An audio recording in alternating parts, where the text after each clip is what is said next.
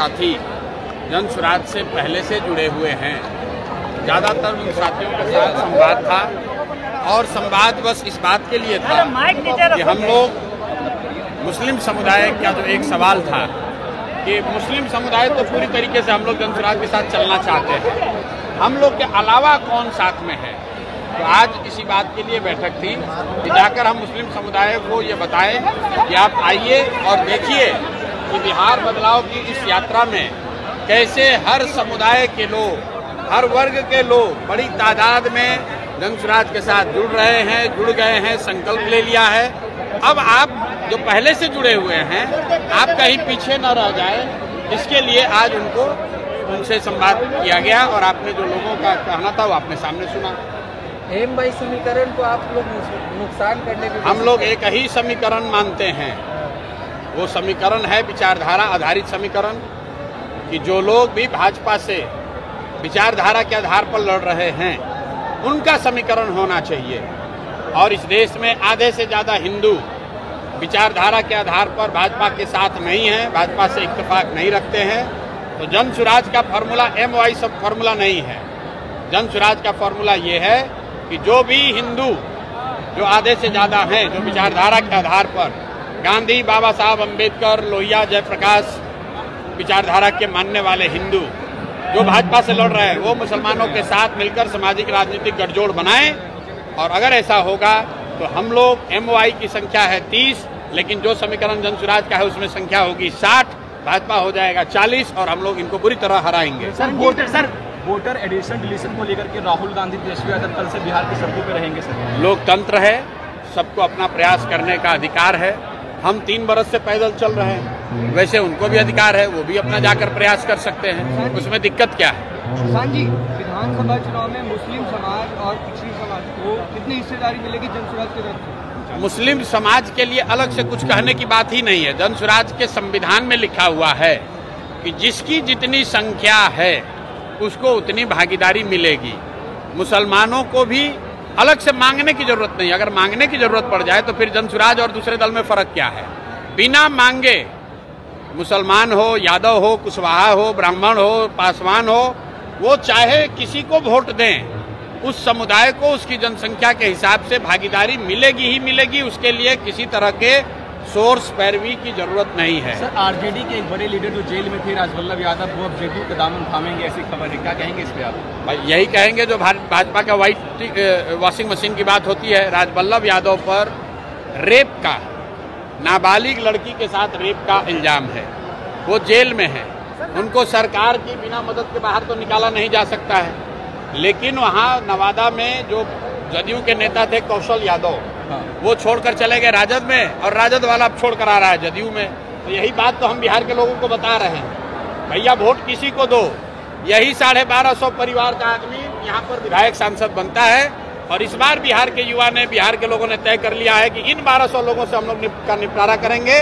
वो किसी सिंबल, किसी दल से आए। इस बार जनता बदलाव चाहती है, अपने बच्चों के लिए शिक्षा और रोजगार चाहती है। मैंने यहाँ मुसलमानों को क्या कहा कि आप अपनी हक की बात मत करो। गांधीवाद ये है कि जब मुसलमानों की सुरक्षा की चिंता हिंदू करे और हिंदुओं की भलाई की चिंता मुसलमान करे, ये गांधी सिखाते हैं। मुसलमानों को अगर अपनी सुरक्षा के लिए बात करनी पड़े तो फिर राजद और जन स्वराज में फर्क क्या है। आपको अपना हक मांगने के लिए यहाँ आवाज नहीं उठानी है। आपको कोई समाज में हक किसी का न मारा जाए, इसके लिए मुसलमानों का वोट नहीं चाहिए। जिस पीके ने ये बात कहा था, और मुसलमानों के वोटों के बदौलत किसी की सरकार नहीं बदलती है, उनके सुर ही नहीं, पूरी तरीके से दिमाग और जो है मिजाज बदल गया है प्रशांत किशोर साहब का। मुसलमानों को जो बेवकूफ़ और मूर्ख समझते हैं, उनकी हैसियत आपने इस वीडियो में शुरुआत में देखा है। हम फिर से एक बार पूरा दिखाते हैं, फिर आप समझ जाएंगे कि इन लोगों की औकात है ही क्या। इन लोगों ने दरअसल मुसलमानों को मूर्ख समझ रखा है, बेवकूफ़ समझ रखा है। और अब चुनाव जैसे जैसे बिहार के नज़दीक आ रहे हैं, करीब आ रहे हैं, इनकी नानी याद आ रही है और मुसलमानों को संबोधित कर रहे हैं, उनके बीच जा रहे हैं, गिरगिरा रहे हैं वोटों के लिए। कह रहे हैं हम अपने संविधान में, हम अपने मैनिफेस्टो में मुसलमानों के लिए हमने ये किया, हमने ये लिखा, हम ये करेंगे, वो करेंगे। अरे भाई, जब नहीं चाहिए तो क्यों दलाली कर रहे हो मुसलमानों के बीच में? नहीं चाहिए मुसलमानों को कुछ भी। आप जाइए ना, अपनी राजनीति कीजिए। जाइए आप अपने पंडितों के बीच कीजिए, पासवानों के बीच कीजिए, पांडे के बीच में कीजिए। दरअसल ये लोग, इन लोगों की मंशा को समझिए कि दरअसल जाति के नाम पर, चाहे कोई भी हो, हिंदू, मुस्लिम, सिख, ईसाई, ये लोग बोलते कुछ हैं, करते कुछ हैं। और बिहार जो गुलाम है उन माफिया का, उन गुंडों का, उन जंगल राजों का, उसमें ही डालना चाहते हैं। ये उनसे आज़ाद नहीं कराना चाहते। ये बेरोजगारों के लिए कुछ नहीं कर सकते, महंगाई के लिए कुछ नहीं कर सकते, और इसीलिए मुसलमानों को लेकर क्या कुछ करे, जरा गौर से सुनिए। मुस्लिम साथी जन स्वराज से पहले से जुड़े हुए हैं। ज़्यादातर उन साथियों के साथ संवाद था, और संवाद बस इस बात के लिए था कि हम लोग मुस्लिम समुदाय का जो एक सवाल था कि मुस्लिम समुदाय तो पूरी तरीके से हम लोग जन स्वराज के साथ चलना चाहते हैं, हम लोग के अलावा कौन साथ में है। तो आज इसी बात के लिए बैठक थी कि जाकर हम मुस्लिम समुदाय को ये बताएं कि आप आइए और देखिए कि बिहार बदलाव की इस यात्रा में कैसे हर समुदाय के लोग, हर वर्ग के लोग बड़ी तादाद में जन स्वराज के साथ जुड़ रहे हैं, जुड़ गए हैं, संकल्प ले लिया है। अब आप जो पहले से जुड़े हुए हैं, आप कहीं पीछे न रह जाए, इसके लिए आज उनसे संवाद किया गया, और आपने जो लोगों का कहना था वो आपने सामने सुना। एम समीकरण को आप लोग नुकसान करने के, हम लोग एक ही समीकरण मानते हैं। वो समीकरण है विचारधारा आधारित समीकरण, कि जो लोग भी भाजपा से विचारधारा के आधार पर लड़ रहे हैं उनका समीकरण होना चाहिए। और इस देश में आधे से ज़्यादा हिंदू विचारधारा के आधार पर भाजपा के साथ नहीं हैं, भाजपा से इत्तेफाक नहीं रखते हैं। तो जन स्वराज का फॉर्मूला MY सब फॉर्मूला नहीं है।